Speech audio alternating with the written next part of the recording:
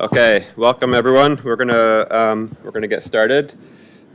Today's grand rounds is the Herbert Spiegel Award lecture. So in a few minutes, I'm gonna invite Dr. Phil Muskin up to say a few words about Dr. Spiegel. We're very honored today to have Dr. Carol North as our speaker, who's going to be talking about the nosology of dissociation and related disorders. Our speaker, before saying a few words about Dr. North, I just wanted to also let you know that our speaker for next week is going to be Dr. Patrice Harris, who's the president of the American Medical Association. And she's going to be talking about physician leadership in shaping the future of healthcare. So you're all very welcome to come to that talk. So Dr. Carol North is the Nancy and Ray L. Hunt Chair in Crisis Psychiatry and a professor with tenure in the Department of Psychiatry at the University of Texas Southwestern in Dallas, Texas, where she is also the director of the Division of Trauma and Disaster. Dr. North is widely recognized as an international leader in the science of disaster mental health. She's studied over 3,500 survivors of major disasters of all types, including 9/11, the Oklahoma City bombing, Hurricane Katrina, and several others. She's published over 300 peer-reviewed publications, 4 books, has had continuous NIH funding for close to 3 decades. So we're very, very lucky to have her here today, and I'm going to now invite Dr. Muskin up to say a few words about Dr. Spiegel.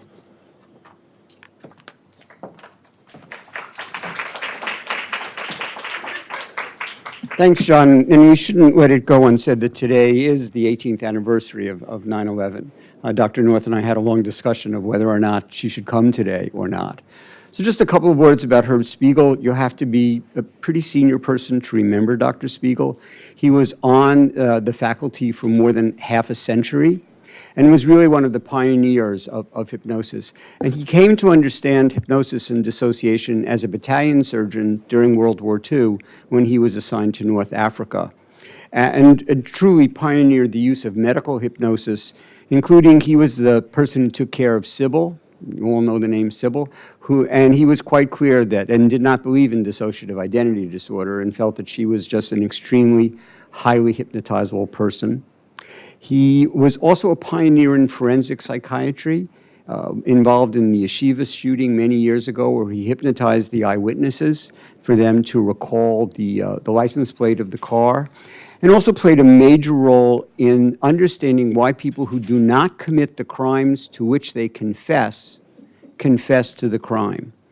He was a very special person. I feel very honored to have known him and to have learned hypnosis from him, because I think it plays a major role. And to mention one other thing, just because it's important to me, Ken Altschuler was on our faculty way back when. Some of you may remember Ken, and he interviewed me for the residency. So in large measure, he's one of the reasons I'm here today. So let me invite Dr. North to come up so I can give her her plaque. And then I'll take it down so she doesn't have to be burdened with it during the talk. So this is the Herbert Spiegel Award. It's an endowed award. It was money raised by former students of Dr. Spiegel over the years, and it endows this lectureship every year. And I'm very pleased to have Dr. North be the Herbert Spiegel Lecturer for 2019. And I'll take this so you don't have to deal with it. Well, thank you so much. I am very honored and very touched to receive this award and to be invited to be here to speak with you today. So thank you so much. And the title of my talk is The Nosology of Dissociation and Related Disorders, and I have one disclosure before we start so that you won't be distracted by all this. A month ago today, I had an accident on a mountain and did a face plant on a boulder with multiple injuries. So anyhow, onward, despite. Now, I've used this big word nosology in the title, and so I realize not everybody may know what nosology is. So we'll deal with that first, and I'll say it's not the study of noses. It is a branch of medical science that deals with classification of diseases. And I was trained at Washington University by some famous nosology and epidemiology people, Robbins and Guzet and a whole bunch of their folks. And this is the textbook that I studied, an earlier version of this when I was in medical school. And now I'm the author of the 6th and 7th editions of this book. And the 7th edition came out in December. And so this presentation is going to be from that, approach to psychiatry and thinking about these disorders. It'll be very nosological and phenomenological. So it might be a little different than what you've been used to. So the objectives are to trace the historical evolution of dissociative and somatoform and related disorders over time back into hysteria and spiritual problems. And I'll summarize the history of classification of these disorders. I'll go into detail about the big changes that have happened over time in that. And then I'm going to look at an extensive overlap in these disorders and then talk about how it hits me and how I think about it and how we might think about reconceptualizing them. And so this article is the basis of the thinking that went into the presentation that I'll be making today. And I can't cover all the detail that's in this article, but it's in the article. So I'll start, as I promised, with the history of dissociation. And this is the history that as of my reading, how I put together the meaning of this history. And it starts about 4,000 years ago in ancient Egyptian written records where they talked about spiritual possession. And in retrospect, people think that those accounts were actually people with dissociative disorders. And then, moving rapidly forward into the biblical era, there was the guy named Legion, who Jesus met, and he was a person with, he had unclean spirits. He lived in the cemetery, and he bruised himself with stones, and he broke all chains that were used to restrain him. And Jesus asked his name, and he said, "My name is Legion, for we are many." And people think that meant that this was maybe a dissociative identity disorder. Well, Jesus then transferred the unclean spirits into a herd of swine that went running off a cliff to drown in the sea, and that was thought to be perhaps equivalent to an exorcism. Anyhow, moving into the Dark Ages, almost everything at that time that was psychiatric was thought to be demon possession, and of course the treatment for that was exorcism. And it wasn't until the 1600s that there was the first written detailed case of alternate personalities. And the person who diagnosed this case was named Paracelsus. Well, actually his first name was Philippus Aurelius Theophrastus Bombastus von Hohenheim. So I think he was wise to choose a different name. He supposedly was a physician, but nobody could ever find records of his credentials. But anyhow, he developed an elaborate theory about magnetism and thought that that had something to do with these cases. And in the decades that followed, there were many dramatic cases of possession that came to light, and these were treated with exorcism. But people looking at these cases have noted that they looked like classic cases of what they called hysteria, hypochondria, and they had fits and aphonias and anesthesia and paralysis and alternate personalities. And that kind of spilled over into the populace, where occult fads became popular, and this kind of spurred public public activity in these kinds of things. Well, after that, there was a shift in the models of this illness, and ideas of demon possession gave way to ideas of disease, and so the treatment exorcism gave way to other treatments. And there was a guy named Mesmer who further elaborated the magnetism theory, and he thought it was the tidal forces of the planets affecting patients' symptoms. And he called this animal magnetism at first, and then supposedly that practice went on to give way to modern-day hypnosis. And he used magnets in his therapy, and when he did so, the patients would have a whole lot more of these hysterical kinds of symptoms, and sometimes they would develop alternate personalities. And because he was so dramatic and flamboyant in his presentations of these cases in rapid cures, that they called him a charlatan. He was very discredited and said that social contagion and suggestion were causing these cases. But after that, there was an increased popularity of the condition they call multiple personality disorder. After that, it became very, very popular, and there was even a little epidemic of it, so big as to cause a backlash of the professionals against it. And this is a little graph that I put together of that epidemic, and at that time there were only 30 cases in the total world history, and people thought it was remarkable. Well, now I want to shift to the early history of the disorder that in the past was called hysteria, again, going back to ancient Egypt, and there were people with multiple physical and mental symptoms that people have retrospectively thought to represent hysteria. And it was in the time of Hippocrates and Plato that they brought us the term hysteria, which is from the word for uterus.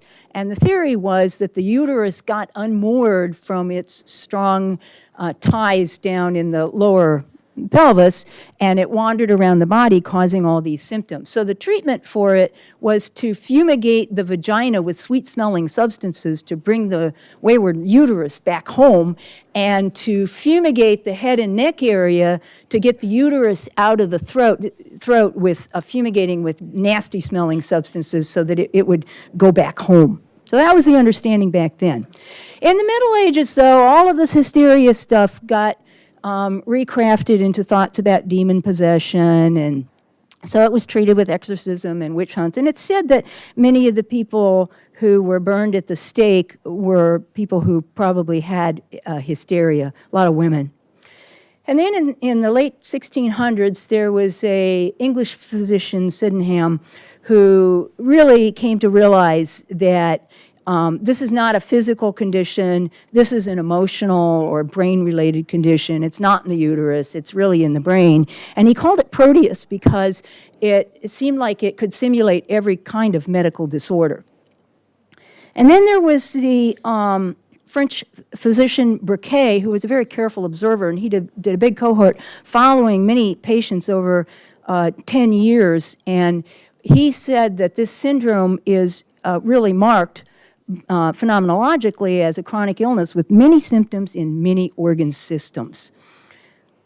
And then in the late 1800s, there was the French neurologist Charcot, who saw more of these patients, and he did very theatrical and flamboyant public demonstrations of patients with hysteria and conversion symptoms. They had paralyses and anesthesias and epileptic fits and motor contortions. And there was one form of hysteria that he called demonomania because he thought it looked very much like spirit possession. And he used hypnosis, and when he would do so, sometimes they would come out with more of these hysterical type symptoms and alternate personalities. But he got discredited. They said that it was suggestion and social contagion. He kept all of these women together. They were poverty-stricken women from rural places, and they stayed all together in the asylum, where they also kept right next to them the epileptic patients. And so they said there was social contagion from that. And you may be familiar with some of the drawings of some of the contortions that his patients got into, quite dramatic and flamboyant. And then Charcot, they say he paved the way for psychoanalysis in a time when hysterica was flourishing, and his pupils were Janet and Freud. Janet is the Frenchman who gave us the term dissociation, and it was referring to disturbances of conscious awareness, and he said that this pathology was fundamental to hysteria, and this began an important tradition that lasted for a very long time, where dissociation became embedded within hysteria. And then Freud, the other pupil, brought us the concept and the term hysterical conversion, which he meant neurological symptoms without medical basis. And his theory was the repression theory, that memories and thoughts that were too awful got banished to the subconscious or to the unconscious, where then they would come out as conversion symptoms of the body as a way to resolve conflicts. And his patients and Janet's patients looked so very, very much alike, and their concepts were so similar, that at one point Janet accused Freud of plagiarism of his ideas. And then there was Freud's, his colleague Breuer, who had the famous case of Anna O., and she had hysteria and dual personalities, and this case pretty much affirmed that dissociation really was part of hysteria, and he said that double conscience really is the stuff of hysteria. So at this time, dissociation and conversion were embedded within a unified concept, largely unified concept of hysteria, but Janet's dissociation lost favor as Freud's hysteria theory gained support. Then, in the 20th century, hysteria and dissociation had a much more intertwined course. Hysteria went underground. The grand motor symptoms that patients had gave way to predominantly sensory symptoms, the anesthesias and blindness and deafness kind of things. And at that time, multiple personality disorder nearly went extinct. And after that, the focus was mostly on the histrionic personality aspects of the disorder. In 1944, there was a review of multiple personality disorder, and in that time, they still had only had 76 cases in the entire world, and in the next 25 years, there would only be 14 more. Well, in 1954, we had the 3 Faces of Eve, and after it was 3 faces, she actually blossomed out to 22 personalities. So she kept going. And then something really different happened. In the 60s and 70s at Washington University in St. Louis, they developed criteria for Burkitt's syndrome, and in defining this disorder, they focused on the physical complaints that were very many and spread throughout the body's organ systems. And then around that time, there was Sybil with 16 personalities who brought the link to child abuse to the forefront, and people started thinking about that. And in the 1980s, there was a major multiple personality disorder epidemic. And almost all of those cases, if you look at them, they met criteria for Burkitt's, or what we now call somatization, or until recently called somatization disorder, and many of them had borderline personality disorder as well. And so this, the criteria for this hysteria disorder was called the Pearly-Guzet checklist after its founders, and it was based on the work of Burkitt and others more recently. And they decided that they needed to rename it because hysteria was pejorative. So they honored Burkitt by naming it Burkitt syndrome. And like Burkay, and very much like Sydenham, they defined it as many symptoms in many organ systems. And there were a total of 59 potential symptoms. And to have the disorder, you had to have at least 25 symptoms. And there were 10 organ systems. And you had to have symptoms in at least 9 of those. And the symptoms had to be clinically significant, medically unexplained. And the disorder begins before age 30. And if you can't diagnose it before age 30, then after age 30, people just start to get so many diseases as they age that you can't tell it apart. And so those people you just can't diagnose. And these diagnostic criteria that they had were included in the finer criteria in 1972, and the finer criteria strongly influenced the criteria in DSM-3. And so this is a picture of the actual Perley-Gouze checklist for Burkay syndrome. And when I was an intern, I had many copies of this on my clipboard. And I ran around the hospital taking care of patients. When a patient had a lot of these symptoms, I'd take it out and make the checklist and see what was going on there. So you see there are the 10 groups of symptoms. There's 59. And you will notice that many of these symptoms, I've written them out big over here, are psychiatric symptoms embedded in all of these other somatic symptoms of the body. And so to operationalize how you count these symptoms, the symptoms had to be significant. And what that meant operationally was you asked the patient, was a symptom a lot of trouble for you? And then there are 3 questions. If they consulted a healthcare professional, or they took medication for it, or if it interfered with their life or activities a lot, then it would qualify as significant. But it also had to be medically unexplained, and that was operationalized by either it's physiologically impossible because people's bodies don't work that way, or they gave a big workup and couldn't find an etiology, or all the doctors couldn't agree on an etiology, or it was clearly psychological stress or nerves. And that doesn't mean, I think Mrs. Smith is nervous. It means every time Aunt Minnie comes to visit, I vomit and vomit and vomit and vomit till I pass out. And that's the only time it happened. So it had to be very, very specific.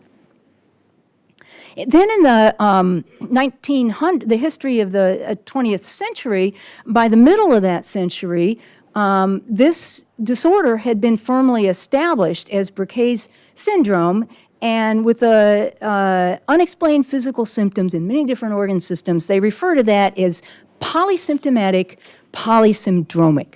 It's a polysymptomatic, polysyndromic disorder. And so the Burkay syndrome and the St. Louis criteria for it were very much used in clinical practice, and then we did the Perley-Gouze checklist through the end of the 20th century at WashU, and it spread from there. It went to the University of Iowa, it went to New York, California, Kansas, Illinois, Kentucky, and the people who followed this kind of thinking were sometimes referred to as neo-Kraepelinians. So just a few details about Burkay's syndrome that still apply today to the disorder we know as somatization disorder. It's chronic. People don't get over it usually. Typically, in the its onset is in the decade following puberty. Almost all of the cases are women. There have been arguments over whether it can occur in men, about 1% to 2% of women in the general population. They go to many doctors with many complaints, and their medical histories are dramatic, and they undergo many surgical procedures and invasive tests, and their courses are very complicated, and they can have very poor outcomes with long-standing disability. There's no cure, no specific medication for it, although with appropriate treatment, it's found that many of them can be stabilized and do actually fairly well. And ideally, you have one physician orchestrating all the treatment with a supportive relationship, redirecting the patient from her symptoms to her many psychological, psychosocial issues. The ultimate treatment goal is to save the patient from unnecessary morbidity through unnecessary surgeries, medications, et cetera. And then there have been family studies, family, twin, and adoption studies that have shown that this disorder tends to run with antisocial personality in the same families, and about a quarter of the women in these families have somatization disorder, and about a quarter of the men have antisocial personality. The women also have an excess of antisocial personality as well, but they're like brother-sister diagnoses. They run together. Then there is conversion, and this is defined as one or more medically unexplained neurological symptoms, they call pseudoneurological, and these symptoms are embedded in the Burkitt's syndrome criteria, the Perley-Guzet criteria. Symptom group 2 is the one that has a whole bunch of these symptoms, and we diagnose conversion only if it's not part of Burkitt's. So Burkitt's subsumes conversion, and if they have Burkitt's, you just assume conversion is part of it and don't diagnose it. And these two disorders have very distinct clinical presentations and very different longitudinal courses. So at this point, they were considered to be different disorders. So now I want to spend some time talking about the diagnostic classification, which has changed very, very much over time with different editions of the DSM. And in DSM-1, there was one section for psychoneurotic disorders that contained dissociative and conversion. At that time, they called them reactions. And there was a note in the text that said, dissociation reaction was formally classified as a type of conversion hysteria. So they made the point about these being now distinct. In DSM-2, the section was called neuroses. It contained dissociative and conversion types, and they were considered hysterical neuroses. And the text said the distinction between conversion and dissociative reactions should be preserved. Then in 1980, things changed quite a bit with DSM-3, and they made a separate section for dissociative disorders and one for somatoform disorders. The dissociative section was anchored by the multiple personality disorder diagnosis, as they called it, and some other psychogenic conditions. And then the somatoform disorders were anchored by somatization disorder, which was defined as having at least 14 out of 37 possible unexplained physical symptoms. They were all physical, no psychological symptoms. And in this section of somatoform disorders, we had conversion, hypochondriasis, and somatoform pain. And so one thing to note is that they did not call it Burkitt's syndrome in DSM-3, even though they use pretty much the same conceptualization. They called it somatization disorder to emphasize that it was physical symptoms. In DSM-3R, they continued the separate sections, and the somatoform symptoms got whittled down to 13, and they added dysmorphic disorder to that, body dysmorphic disorder.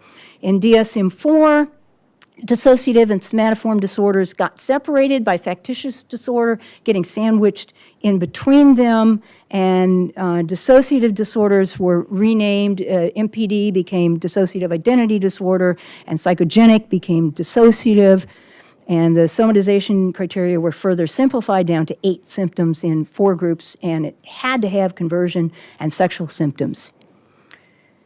Then DSM-5 changed things around quite a bit. In the dissociative disorders section, this was disturbance of the normal integration of consciousness, memory, identity, etc. And it was continued to be anchored by dissociative identity disorder. Fugue was demoted to a specifier of dissociative amnesia, and then there were some unspecified disorders that went in there. And in DSM-5, they really did it up different for the somatoform disorders. They renamed the section somatic symptom and related disorders, anchored by somatic symptom disorder, and that replaced both somatization disorder and pain disorder. And basically, one or more symptoms, they didn't have to be medically unexplained, and pain got demoted from a diagnosis to a specifier. And illness anxiety disorder replaced hypochondriasis.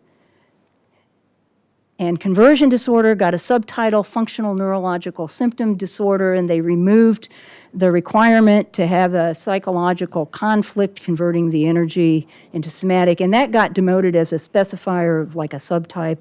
Then they added factitious disorder. They got rid of the factitious disorders section and put it into the somatic part. And then body dysmorphic disorder was moved to the obsessive compulsive section and completely moved out of SOMAT. So they did quite a bit on SOMAT in DSM-5. So there are some diagnostic conventions by now. Dissociation and somatization were clearly split into separate categories starting in DSM-3. And after that time, they had an atheoretic, agnostic approach to psychiatric diagnosis, and so the etiologic assumptions from psychodynamic theory used to categorize these disorders was formally abandoned in 1980 with that move, and they had a validation procedure. Robinson-Guzet created this. It's a 5-phase validation procedure, and somatization disorder is one of only about a dozen diagnoses that were validated by their procedure, even though we have hundreds of diagnoses in the DSM. And the 5 phases were that the disorder had characteristic features, it can be identified and differentiated from other disorders, that it has a distinct longitudinal course, it runs in families, and biological markers, which we don't have yet for the disorders in psychiatry. And so the definition somatoform means as if of the body, in other words, without medical basis. And the first time I saw somatoform in PubMed, it was in 1978. Somatization has been around longer, 1946. In contrast, the word somatic means any physical symptom, regardless of whether it's medically based or not. So a lot of people tend to confuse somatoform and somatic, but they mean different things. And there are many measures that people use, checklists for these things. There are a lot of problems with these measures. There's symptom measures. They don't assess the timing of the onset or remission, so it's hard to determine when incident symptoms occur, and they don't differentiate medically explained and unexplained symptoms. And granted, that's hard to do, but we always try to do it, but these checklists can't do that. None of them diagnose according to DSM, but there are a couple of structured diagnostic interviews. The diagnostic interview schedule for the DSM criteria and the CD for the international criteria do a full diagnostic assessment.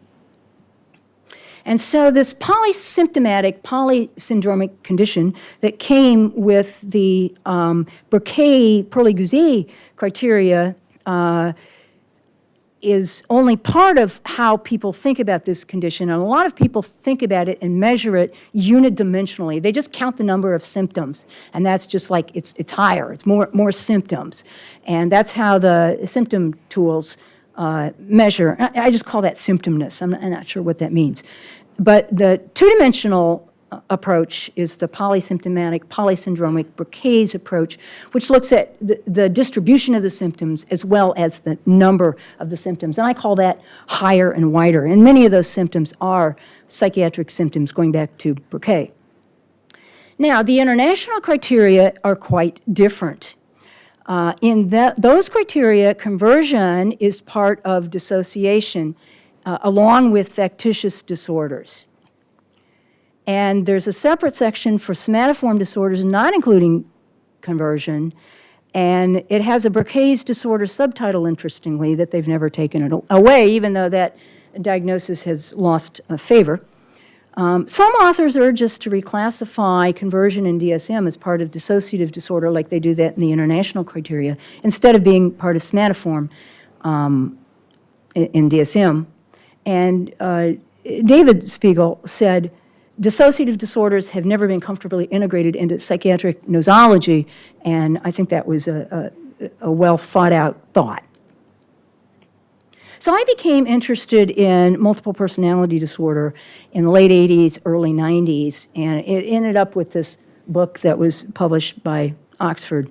And so I did a lot of thinking about it, and I graphed out when the published cases were by decade. There is that little epidemic around the turn of the 1900s that I showed you in my previous graph. And then things started changing in the 70s to 80s. We had Eve and Sybil. And then in 1980, wow, things exploded. And that's when we got the dissociative disorders separate category in DSM. And at that time, there were a few US authors who were pretty much cross-referencing one another. It was kind of a fairly tight club. And this was criticized as a psychiatric fad, thing that comes and goes over time. Many people have taken pot shots at these fads because, well, it is striking in the way this has occurred. So I looked at the Medline entries for DID and MPD by year, and these are the years the number of entries were published. So it was increasing in the literature in the 80s and 90s as well. And not only were the number of cases increasing, but the number of personalities per case were increasing, and we got up to hundreds, thousands. I think there was a case of 4,000 or 5,000 personalities. I don't know how they keep track of them. And so I did a lot more thinking about this, and I thought we really need to do a study where we look at what kind of symptoms patients with somatization disorder have, and some of my favorite studies are the ones that I carry out with my residents. And so we wanted to see if patients with somatization disorder really did report many psychiatric symptoms, even though they're not part of the criteria in DSM. And so we got 133 patients from our clinic at WashU, and 32 of them had been diagnosed as somatization disorder. And we gave them a questionnaire about the various types of psychiatric symptoms of many different types of disorders. And the patients who had these other disorders, but not somatization disorder, the patients with depression had that many symptoms, et cetera. But the patients with somatization disorder had significantly more depressive symptoms than the patients with major depression. They had as many manic symptoms as our bipolar patients, as many psychotic symptoms as our patients with schizophrenia, but not very many alcohol symptoms, and we thought that that was maybe social desirability bias. And so we looked at their overall lifetime number of symptoms and the somatization disorder patients. We had 9 patients that had mostly borderline personality, and they were right up there with the number of symptoms with the somatization disorder patients, and about twice the number of symptoms as the patients with other disorders had. So it really looked like these patients have a lot of psychiatric symptoms. So I got to thinking about this, and I thought, well, you know, somatoform symptoms, just as they have symptoms of somatic disorders that they don't have, these patients with these psychiatric symptoms have symptoms of psychiatric disorders they don't have. So if one is somatoform of the body, why don't we call the other psychoform? And I coined that in 1993 and have been using it ever since because it kind of makes sense to me. It hasn't caught on a lot, but some other people were starting to think similarly along that time and later, although they didn't go quite in the same direction that I did, but there was one group that divided dissociation into body and mind parts, saying they're a common practice or a common process, but they're overlapping. And so they had somatoform dissociation, so dissociation having one component that's of the body, and then they proposed psychological dissociation for the mental functions that are disturbed.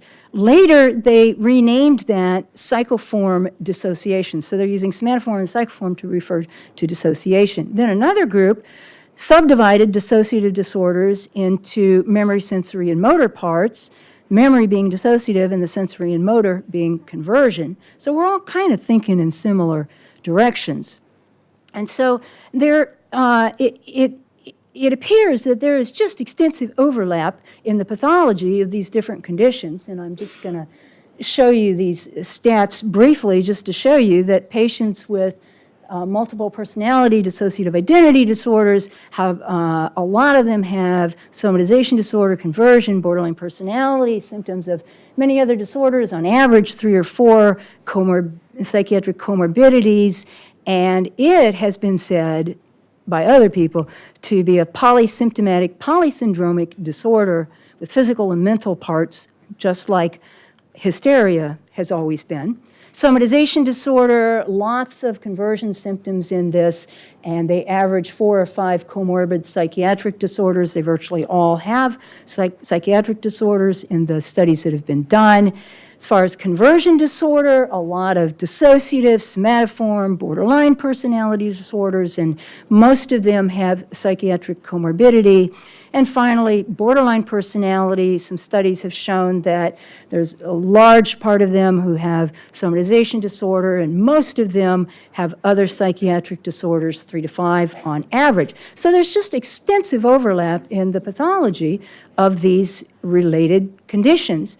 And the clinical features that they have in common are listed here. They're mostly female, although borderline has more males than the others. Voluminous symptoms, chronicity. They have vague circumstantial and exaggerated histories. I've actually studied this. I coined the term non-psychotic thought disorder to describe this, and in blind transcriptions of free-running speech of these patients, we were able to differentiate the patients with and without these disorders in their expressed verbiage. They're dramatic, suggestible, hypnotizable, psychotic-like symptoms, suicidality, borderline emotional instability. They all have some of this described in all of them. Intense volatile relationships and chaotic family backgrounds with a lot of neglect and abuse. Now, there have also been MMPI studies looking at the comparative psychopathology of these disorders. And this is a compilation of 4 studies that describe the MMPIs of patients with Burkitt syndrome or hysterical personality disorder.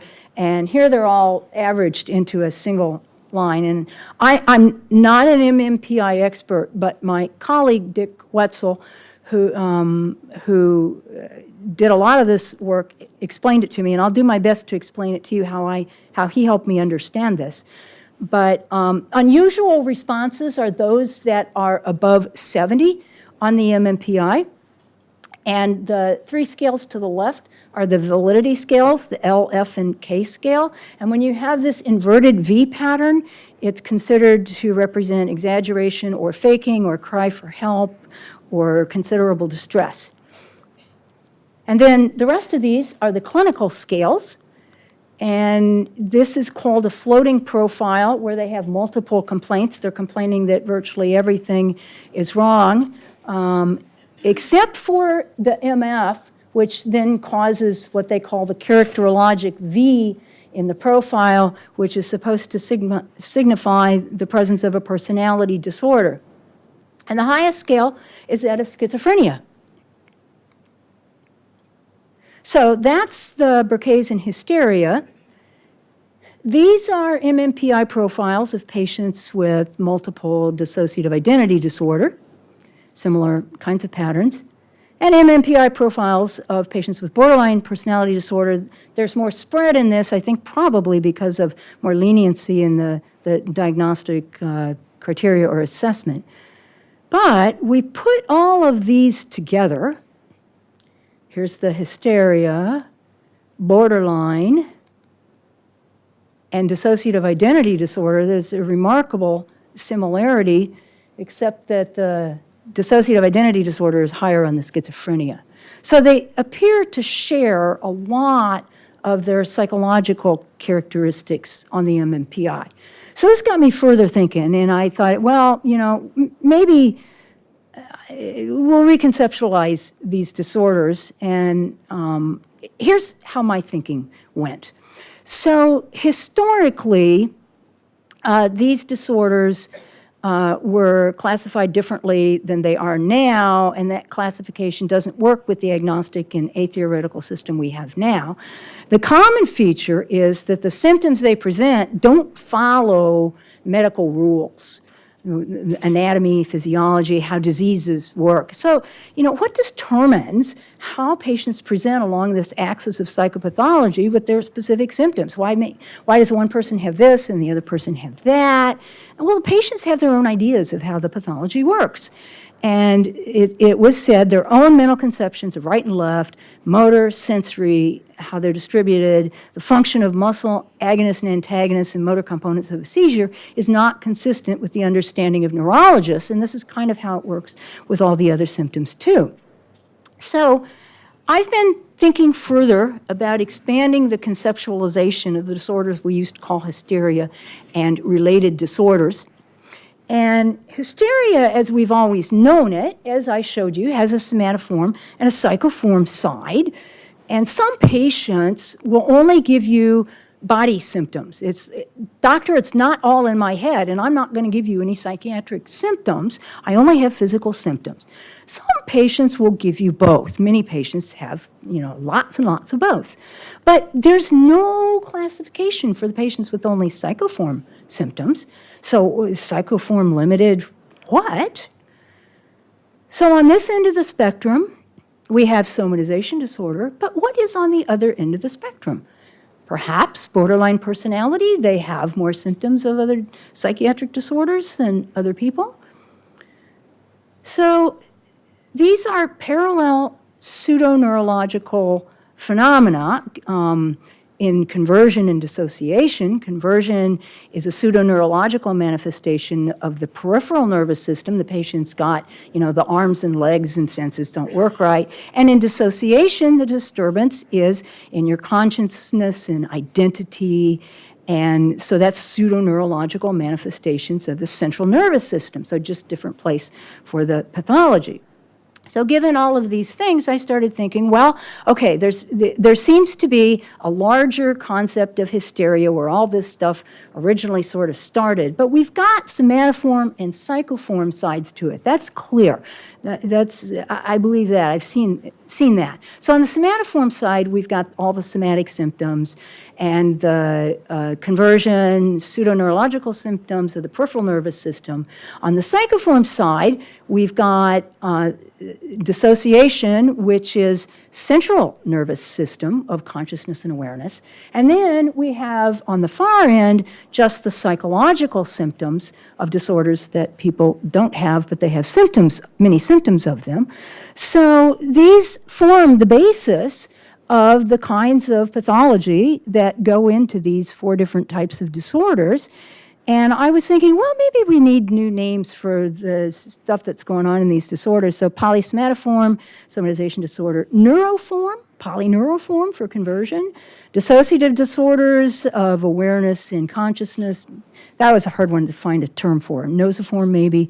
And then borderline personality is the psychoform end of the spectrum because they don't have a lot of somatoform symptoms, otherwise they'd join the other end of the spectrum. And I call those the oform disorders, as if the form of is what it means. So I conclude that these disorders have had difficulty with classification, long-standing, over history. It's been very contentious, and it's still very unsettled. These disorders were closely intertwined for centuries, and we separated them out in the late 20th century, but different systems separated them out differently. And there are still conceptual difficulties in our existing criteria. I think we need to think it through a little bit more and maybe conceptually revise a little bit. So I just kind of aimed to get us thinking about it. I don't have all the answers, but this is the path that I've gone down with it. I've provided a phenomenally based classification scheme to help us think more about this, but it is a bit more compatible with the agnostic and atheoretical approach to DSM as it is known now. And now that I've spent all this time providing the unquestioned answers, I will be happy to address unanswered questions. And thank you again. Thank you, thank you. Thank you for your attention.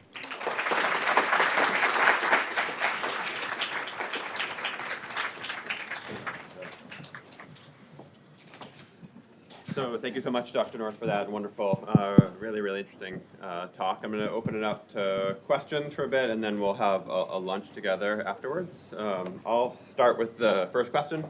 I was just curious to get your thoughts on the any sort of explanation or current hypotheses about why there's such a dramatic sex effect with these disorders. Why are they so much more prevalent in women than men? Just to hear your thoughts on that. Oh, I think that's Nobel Prize material. Probably not for me to answer because I don't know. But, you know, people have talked about, well, maybe it's a biologic hormonal thing, you know, different hormones in men and women. And some people have said, oh, maybe it's because of reporting styles. Women report differently. They report a lot more than men. And maybe it's a measurement thing. And I don't know, but it's really interesting, and that's part of the validity of the disorders, that it just behaves this way. Okay. So we'll open it up to the crowd. So you said differentiating between somatic form and psychoform. So somatic form would be unexplained by an unexplained by any organic source or any explanation that we can give through a medical illness. How would you classify a psychoform disorder? Would it be like not part of a DSM diagnosis that we know, or through some other form? Right. So when patients come to us who, for example, a patient that may get diagnosed with borderline personality disorder and just has depressive symptoms, psychotic symptoms, and manic symptoms, and they do not fit the classic course and associates and just what you expect with these other disorders. And so part of the differential, which is our job, is to say, is this borderline personality disorder, or is this major depressive disorder, or do they have both? And then, and it's hard, you know, it's really hard to figure this stuff out. But over time, it can become more clear. And if they don't have major depressive disorder, and they don't have schizophrenia, they don't have bipolar disorder, but yet they have all of these symptoms, then I would say that's a case of what I'm talking about. They don't have these other disorders, but they got a lot of symptoms of them.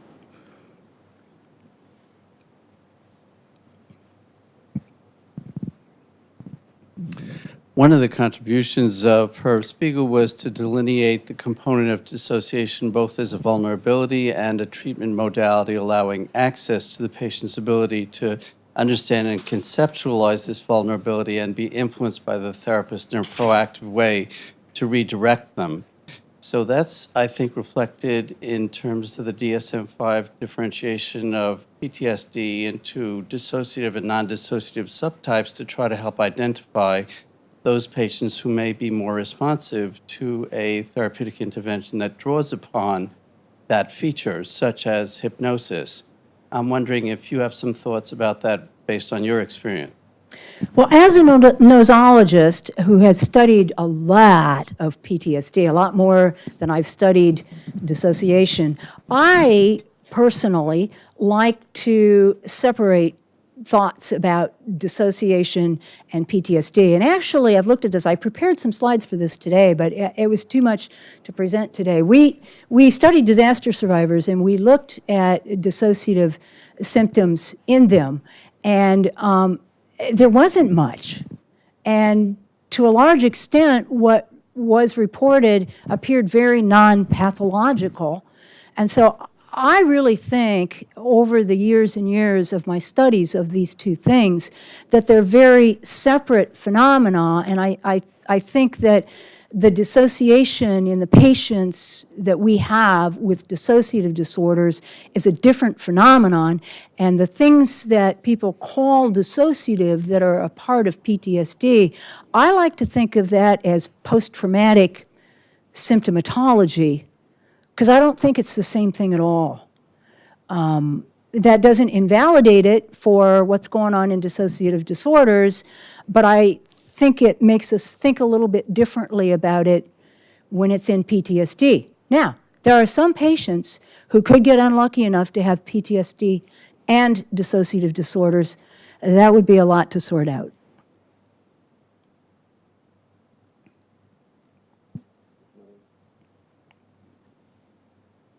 Carol, it's nice to see you again, and it was a wonderful talk, which I very much enjoyed, and I think is very consistent with what we're trying to understand and will always be struggling with, which is the whole mind-body connection, which remains mysterious and needs lots and lots of parsing, such as you've been doing. I wonder if you have any thoughts about the nature-nurture effect on this phenomenon. You presented us very nicely with the whole the history of this, which suggests it's going to be around in one form or another for a very, very long time. And that's the social presentation and the historical support for some of these conditions, which fascinate people and intrigue people outside of our field, which is quite interesting in general medicine. But do you have any thoughts yourself on some of the biological vulnerability and so forth in terms of what you've seen of patients with somatoform disorders? I'm convinced there's a biological vulnerability there. What it is, I have no idea, because this has not been a well-funded area of study. I think it's really important.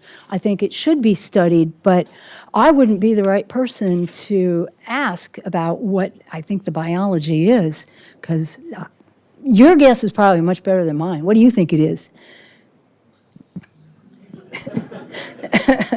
Okay, the line to me that's stuck in my mind, the little pearl that's stuck in my mind is, because I often ask some medical students, what percentage of people under enough stress start to somatize? To which the answer is 100%. And so I'm really interested in partial expressions, not where you have to meet a threshold of a certain number of symptoms to have this, but if it's universal, and what we're really talking about is protection and defense against the development of some of these symptoms, then it really has to be built into the nervous system.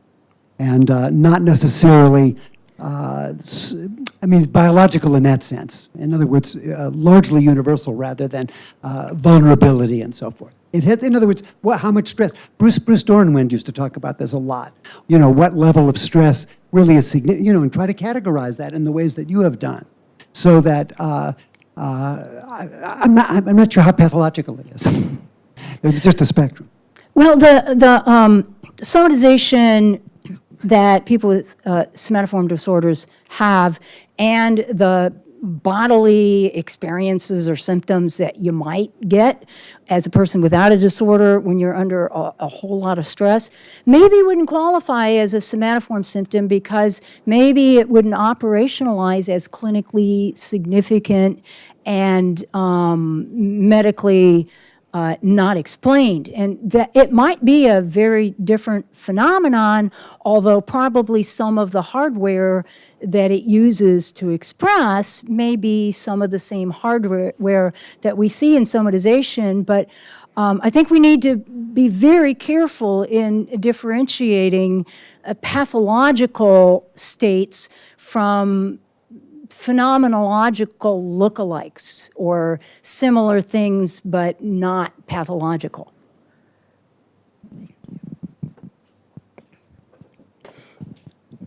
So Carol, first of all, thank you. I'm so glad that I came across that article that you showed. I am too, because I didn't think anybody was going to read it. Yeah, Thank well, you. It's a really great article, and people who do CL find this very important in trying to explain what we're going on. I'd like to combine both Dr. Tucker's and Dr. Williams' questions into something we've chatted on the phone, that we use willful dissociation in treatment, that's hypnosis, to treat unwillful dissociation that falls into maybe a somatoform or maybe a psychoform condition, though I have never been able to induce psychic symptoms in a patient hypnotically. Have you tried? Yes, but you can certainly induce all sort of physical things. You can cause blindness, you can cause paralysis, You can do all sorts of things with hypnotizable people, but I've never been able to say to somebody, now you're going to feel terribly sad, as if you were depressed, the worst moment of your life. Have you done that with the patients with those vulnerabilities? I haven't, well, I've never tried it in patients. I've tried it in normals.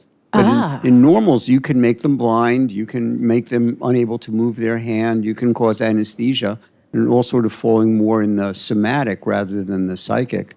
So how do we understand the use of dissociation? It sort of goes with what Bill is asking. Where in the brain is the unconscious dissociation that's generating the symptoms that we're using conscious dissociation hypnotically to treat the symptoms?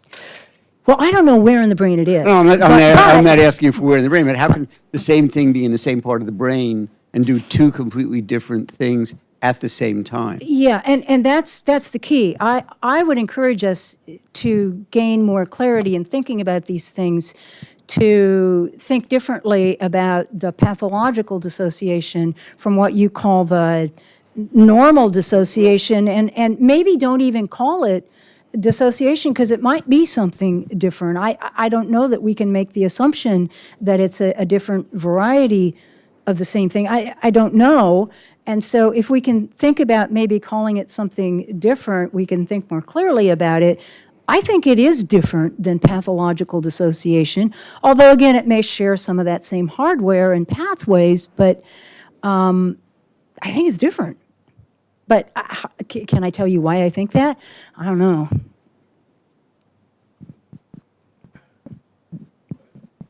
So I have the pleasure of consulting to the movement disorder group of neurologists here. I'm a psychiatrist.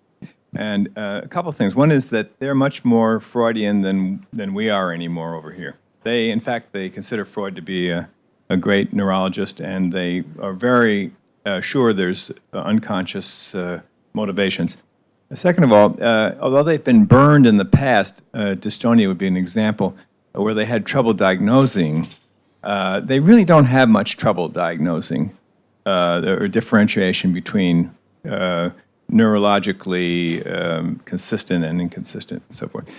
The big change has been how the patients are treated. They used to be scorned and spurned and damned to psychiatry and told, you know, it's in your head, you've got to go to a psychiatrist, but in an emotionally dismissive way. Now they are generally accepted as having a serious, and it's a matter of fact, usually lifelong disorder that they often give a disability for and prescribe, and then they're basically nonverbal people with alexithymia who you can't do a verbal intervention with a nonverbal person. So you prescribe graduated physical therapy or acceptance and high expectancy, like in military psychiatry, and have them return many times. This is what they're doing now, and I myself am very cheered by this, and I don't know what else to do, but I like what they're doing. Well, that's a basic feature of the treatment for Burkitt's syndrome as well, and I think it really is interesting that they've separated these people out that have a known neurological malady in their dystonia, but there are still the cases of psychogenic type movement disorders that aren't part of the neurologic stuff, and I'm guessing that those patients still, they're very dismissive too, and someday when we understand maybe what's wrong with the brain in those people, maybe they'll get appreciated as having a real disorder too. There's this book recently, It's All in Your Head, by a British epileptologist who says movement disorders. I forget her name, Susan somebody or other, Donald or... Well, anyway, she argues that you're hardly ever going to get the patients to psychiatrists, and that neurologists really have to treat these cases because they hold on to the... it's a beautiful book, by the way. I wish I remember her name. But the patients hold on to this psychogenic symptomatology as a treasured kind of heirloom, and if it is taken away, it's a huge crisis and loss for them. Yeah, and the same principle applies with Burkitt's syndrome. There are many similarities in how we're treating this stuff. And it's true in the patients with the somatoform disorders is the docs that they go to can't get them to come to psychiatrists, and they end up having to do this. And most of them hate doing this kind of work with these patients and would like to get them to the psychiatrist. But there are a few unusual docs that are real gems in gastroenterology and neurology who really work well with these patients and do exactly the thing you said. Those are great docs.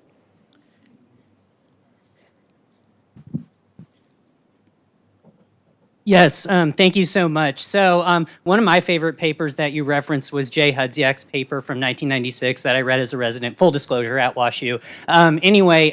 So one of the things that I like about the paper, or one of the powerful arguments, is that borderline personality disorder, as measured in the SCID, does not occur in isolation. I think the top two were Burkitt syndrome, depression, and then significant amounts of substance use disorders, and I forget what else. Going back to this whole idea of validity in psychiatric nosology, it's only, it's Robert Spitzer's almost Madisonian negotiation tactics that led it to be incorporated into DSM-3 with, pressure from Gunderson, Kernberg, et cetera. But, so the whole idea is, and, I don't have to tell you where I train, there's a, the argument is this even a valid entity? But, we're dealing with this whole cultural phenomenon, especially from the coast, where it does have diagnostic significance to patients, to people, to people who train to think about what this means in terms of psychodynamic terms. So what do we do with this idea of borderline personality disorder, again, which has a variety of interpretations, et cetera. There's no agreement on what it exactly means. Like, where do we go going forward?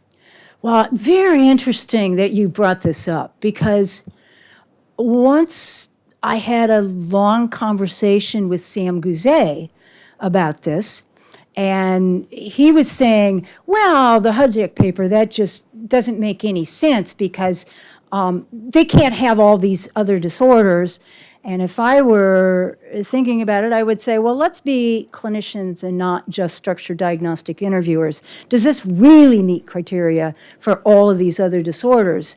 Or is this the symptom psychoform manifestations of this other condition, borderline personality disorder? And Sam wasn't really buying it, or he wasn't getting it. And I said, Sam, in your studies of Burkitt syndrome, they met all these criteria for depression and psychotic disorders and this and that.